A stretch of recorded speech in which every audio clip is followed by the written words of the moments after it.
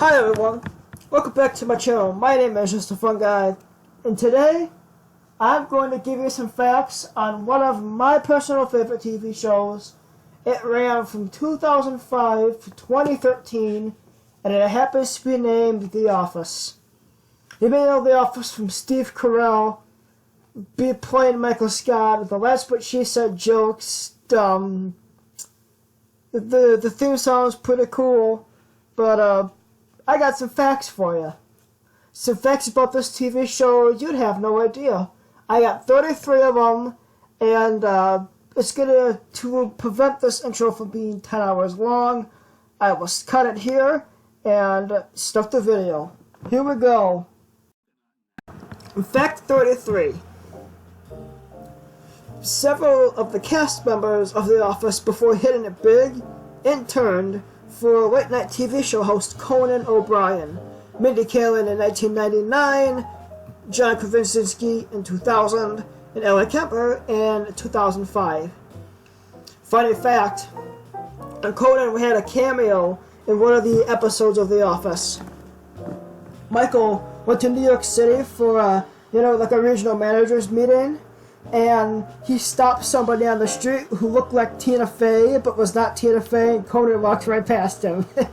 So yeah, he's had a pretty significant impact on one of the Office team members. These three. Michael Scott. You can say a lot about him, but you just can't call him boring. One of the things you can say about him is he's probably a bad fish pet owner.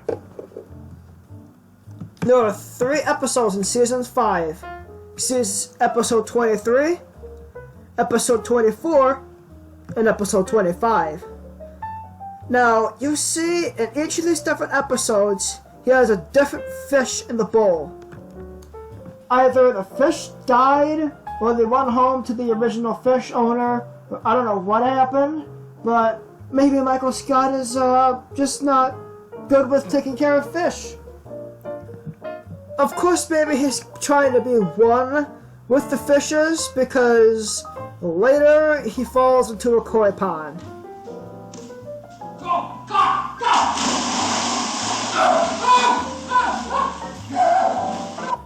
Yeah, so if The Office was ever rebooted, Steve Carell said he wouldn't be interested in playing Michael Scott again.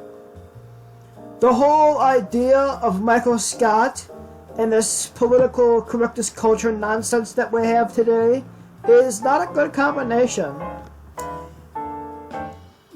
The whole idea of Michael Scott is like, he's a complete jerk.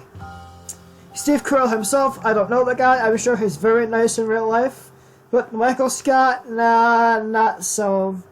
I really can't describe his character. It's so complex, you'd have to watch the series yourself. I mean, if you have, you know exactly what I'm talking about. But everything that's going on today versus the politics and culture of 2005, the Office definitely wouldn't be on TV today, that's for sure. The Office is known for a lot of things, but one of the trademarks is characters staring into the camera. Jim does it the most, but at least every member of the Office looked into the camera at least once.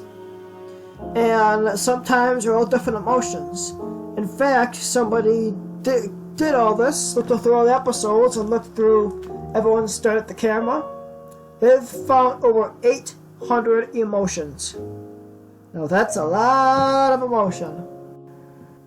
29. The Office, a funny as sitcom it may be, it also helped save the life of a woman. There was an Office safety video, and one of the things that they learned was CPR. It just so happens it's the same episode Dwight rips the face of a CPR dummy and turns into a little Hannibal Lecter type situation.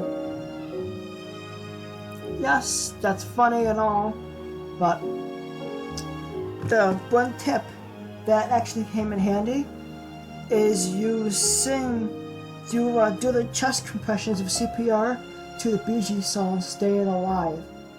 And an Arizona fan of The Office saw this and found a woman slumped over in a seat. And he did CPR on her, took her to the hospital, and she was later discharged. So, good for The Office for providing some helpful tips on how to save somebody's life. The Office had a couple characters that almost got a spinoff. The first character in this fact is Andy Bernard. Now, you may not know Andy Bernard if you stopped watching Season 4, Season 5. Andy and a couple other characters that merged from the SCHRUTE to the I think it was from the Stanford to the SCHRUTE branch. There were 4 or 5 characters that merged along with Andy, and he's the only one that survived up until the very end. And the sitcom was going to be about him and his family, and the timing was never right, and the sitcom just never happened. Probably one of the more famous spin-off fails of The Office is Dwight Schrute was going to get a spin-off right after The Office ended. It was going to be called The Farm. And apparently it was going to star Dwight, Toby, and Meredith, and Stanley. Now this is a spin-off I totally would watch if it came to play, because if you did not know, Dwight owns a 60-acre beet farm.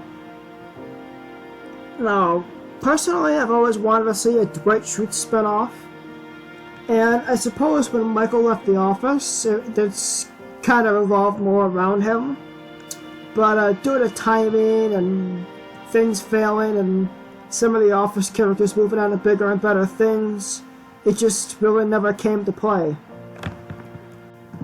The Office series finale.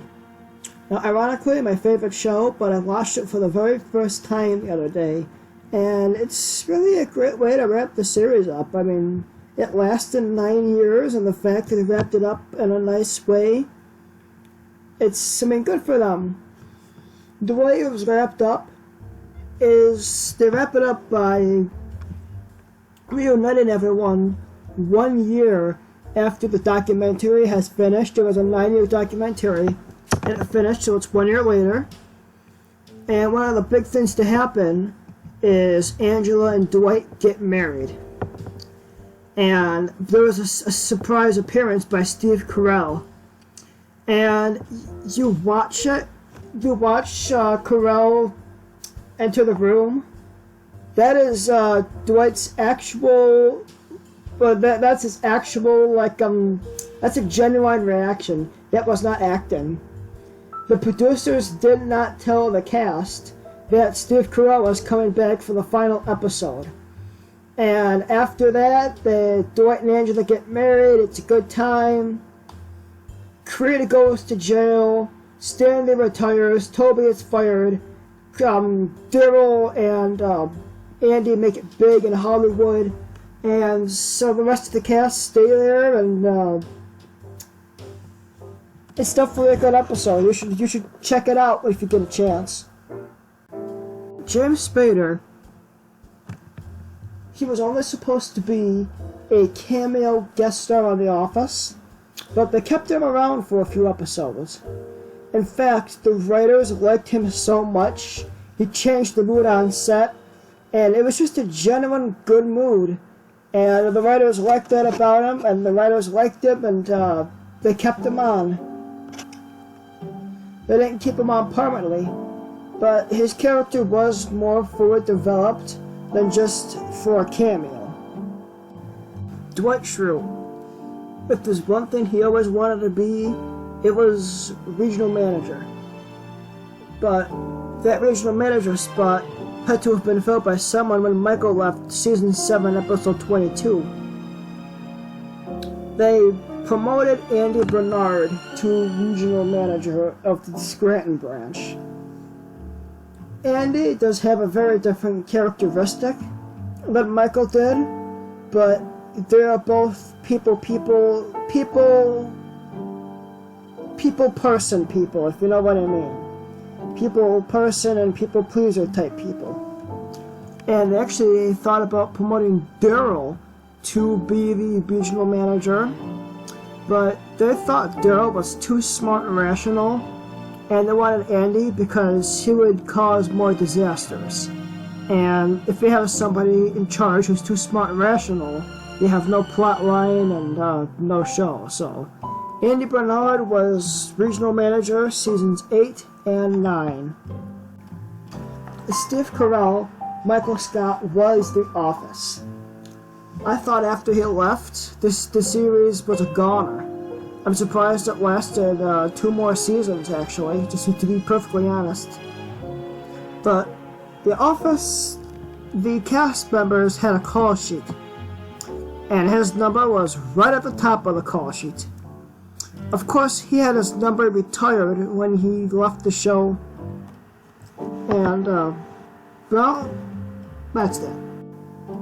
Dwight had a 60-acre beet farm. It was a SCHRUTE Farms. It was also a bed and breakfast. Unfortunately, there is no such thing as SCHRUTE Farms. It was made up for the series.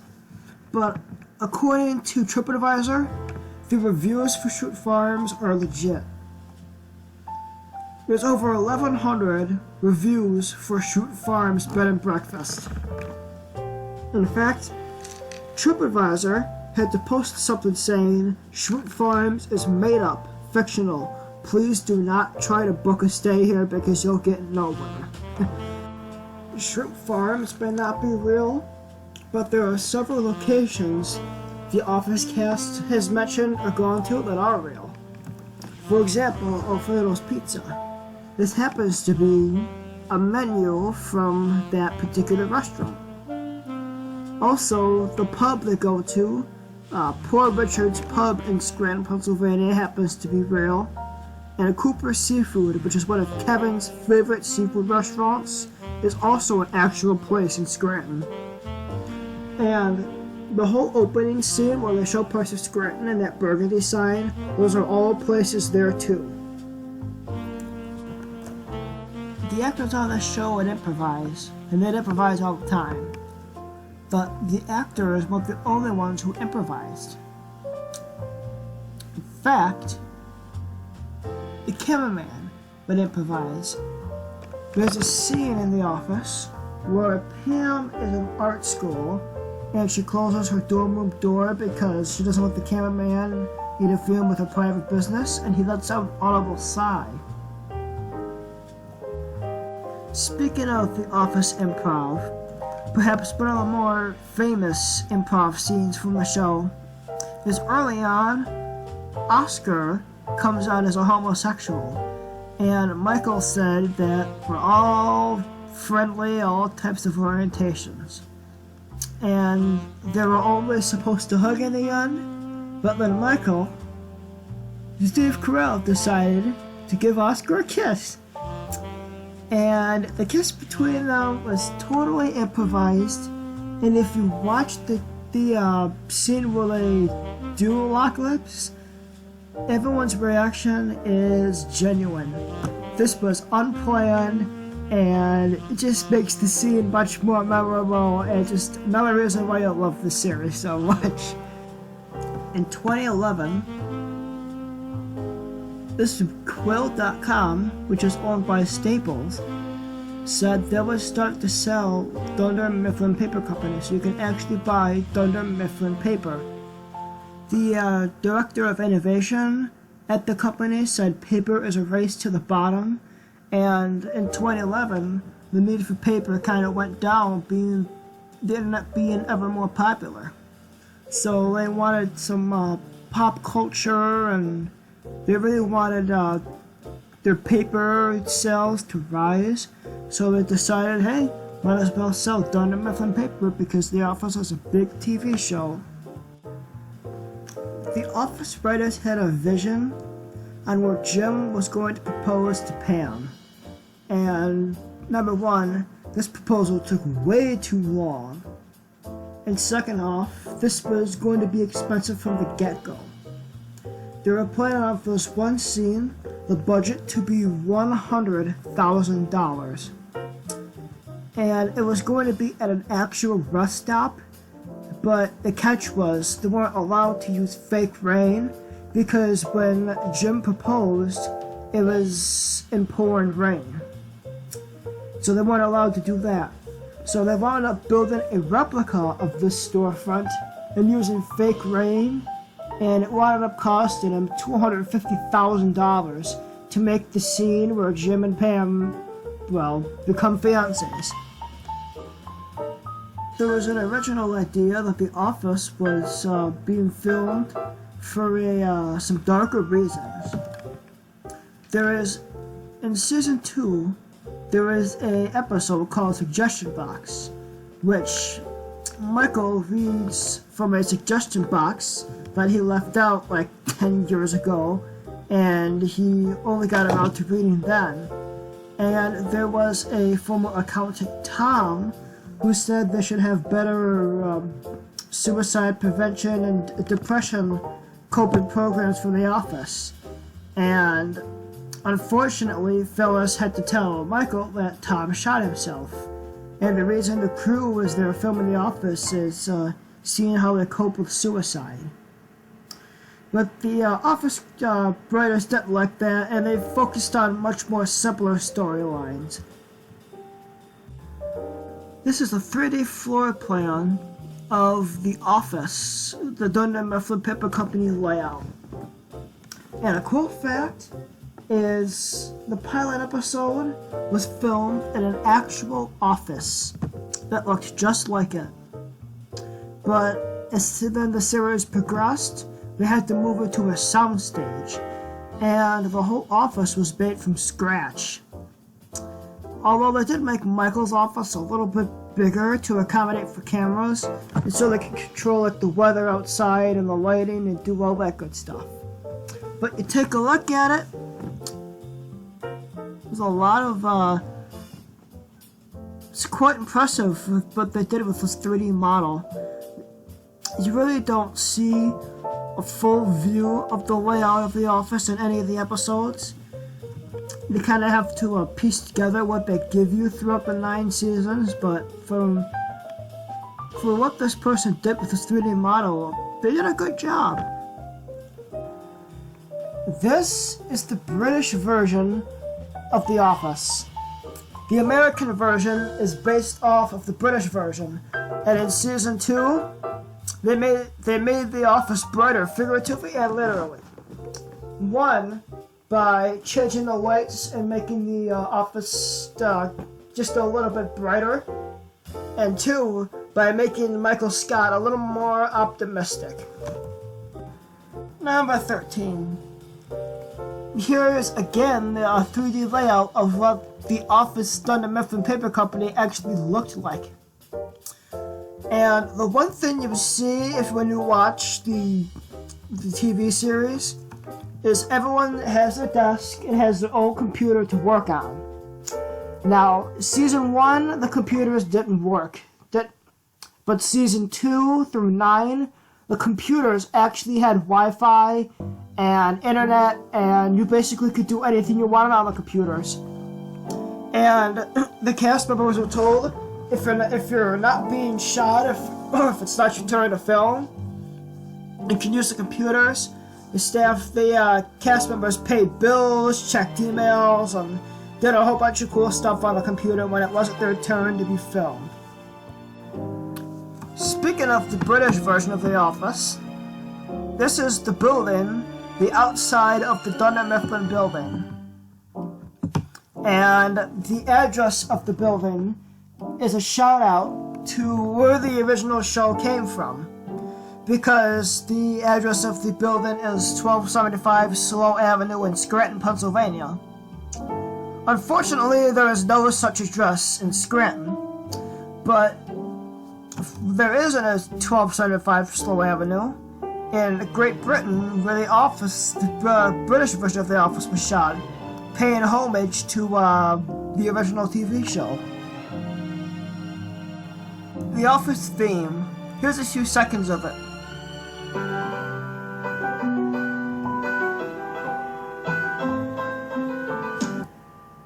That's the Office theme. Now, originally, that wasn't going to be the Office theme. Originally, it was going to be Blink and You Miss It. But it turns out that Heather Locklear already used that song in one of her TV shows, hence making the Office theme that we know and love today. Greg Daniels, he's the one who directed the US version of The Office, and he had the cast members decide the theme. Well, the song to the theme. And he sat them down and showed them 4 versions, and the one they picked is the one you hear at the very beginning of every episode. If there's one thing the cast of The Office would thank and dedicate their success to, it's Apple. Season 2, Apple made The Office downloadable on iTunes, and in a matter of time, it was the 4th or 5th top downloaded show on iTunes. And being Apple and iTunes are so big, that's that they dedicate most of their success to Apple for giving the show a chance. Unfortunately, before becoming a huge success, everyone was not optimistic about the show. There was a lot of pessimism about it. NBC executives brought a lot of pessimism to the show, and people like John Krasinski would say this is a good episode, but this is probably the last one we're gonna do. They never thought it would be a huge hit like it was, so the fact that it became a hit and it lasted 9 seasons, good for them. It's the cake, man. The US version of this TV show, they stayed relatively close to the British version with the first season. The pilot episode of this Office was exactly the same, virtually, to the pilot episode of this Office.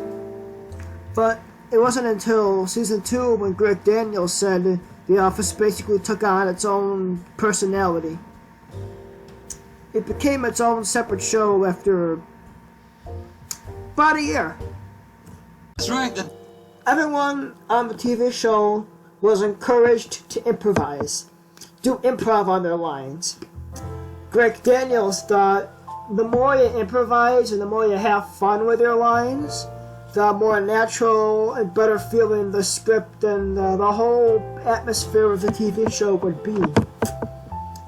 Improv seems like fun if you're an actor and you get to play with your lines, and there was definitely some improv moments on the show that weren't expected that just made the show a million times better.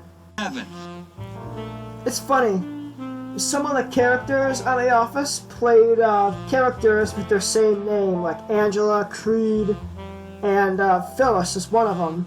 Phyllis Smith played Phyllis Vance on the TV show, and originally she was helping hire actors for the TV show, and then she got put in the show herself.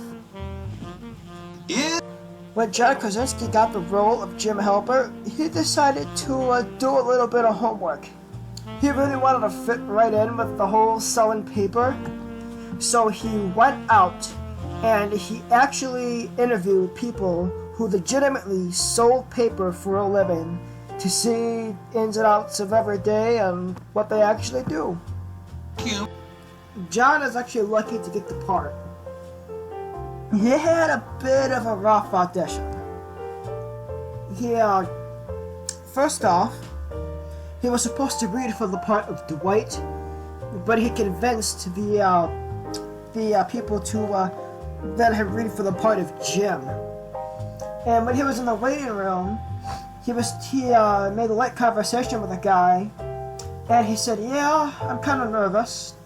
I really love the British show, but the Americans really have a tendency to screw opportunities up like this, and I sure hope whoever's in charge here doesn't blow it."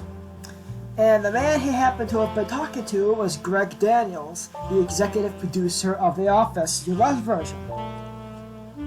Well, long story short, Krasinski wound up getting the part. The whole cast of The Office, they're all perfect. I don't think I would have changed a single cast member. But here's the thing. The Office could have been way different if some of the people who auditioned actually got the part. For example, Adam Scott, he auditioned for the role of Jim. Eric Stonestreet, before getting on Modern Family, auditioned for Kevin. Angela auditioned for Pam, but instead she got Angela, and Jenna Fisher got Pam. And Bob Odenkirk was going to be the original Michael Scott. He was originally going to play him before being replaced by Steve Carell. So, yeah. Imagine, here's the thing, imagine Eric Stone on The Office and not on Modern Family. I haven't watched Modern Family, but I heard he's a pretty big role in that. Take that however you will. The Office has a lot of cast members. I've had a lot of cast members come and go, a lot of guest stars come and go. But who was the first person to be casted onto The Office? Now keep in mind, Greg Daniels did some work on Saturday Night Live, and he kind of had a soft spot for people who both performed and wrote at the same time. That being said, BJ Novak, who played Ryan the Temp, he was the first person hired, and not only did he play, he also helped write a few episodes. Along with Mindy Kaling, Paul Everstein, and a side character who, Michael Schur, he played Moe's, Dwight's cousin. They all acted on the show, and they all helped write a show or two. Well, those were 33 amazing behind-the-scenes facts of The Office. I sure hope you enjoyed it. If you did, don't forget to like, comment, subscribe, and share, and hit that bell icon. Well, until next time, my name is Mr. Fungi. I'm signing off. So long, YouTube.